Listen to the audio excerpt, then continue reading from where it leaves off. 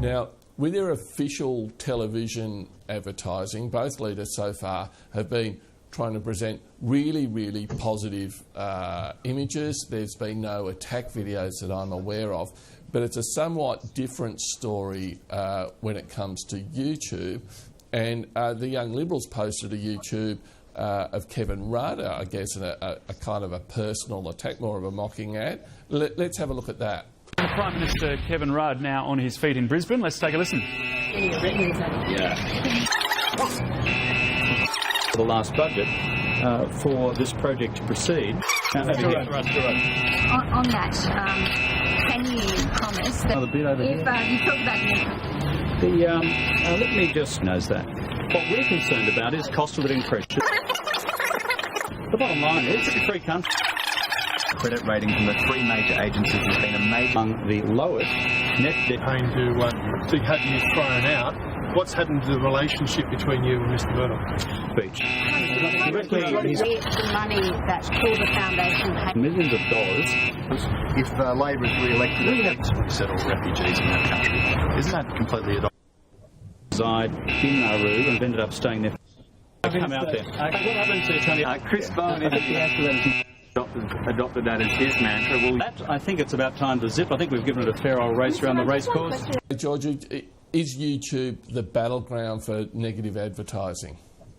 Well, I think we're going to see a lot more of these videos as the campaign goes on. It's only day 2 and there's already been several viral videos of candidates fluffing up and making mistakes. Not all of them posted by political parties, but definitely this is one of them. And it's not a hugely negative ad. It's more of a, as you said, more of a poking fun ad. I think that you saw it, there were a lot of tweets from journalists at that press conference yesterday at the time saying, you know, give him a bobby pin or something, just make this stop. You could see there's a lot of frustration.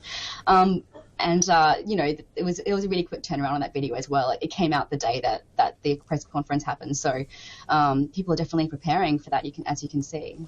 Kevin Rudd is the acknowledged master of social media, but are there signs that Tony Abbott and the coalition are catching up on this front? Look, I think that there are definite signs that, you know, Tony Abbott has been a little bit late to the social media party, and Kevin Rudd has a definite advantage over him there. He's been building his followers for a long time. But I think we're seeing absolute signs that Tony Abbott and the coalition are catching up. One example is yesterday, Tony Abbott's Facebook page celebrated reaching about 50,000 likes.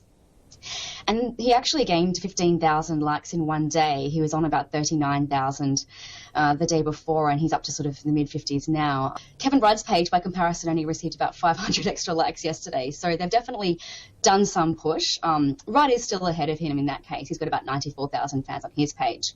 And I think also we can look to Twitter as well. Kevin Rudd's got a huge advantage over Tony Abbott there because he's got about 10 times the followers that Tony Abbott does, about 1.5 million to Tony Abbott's 150,000.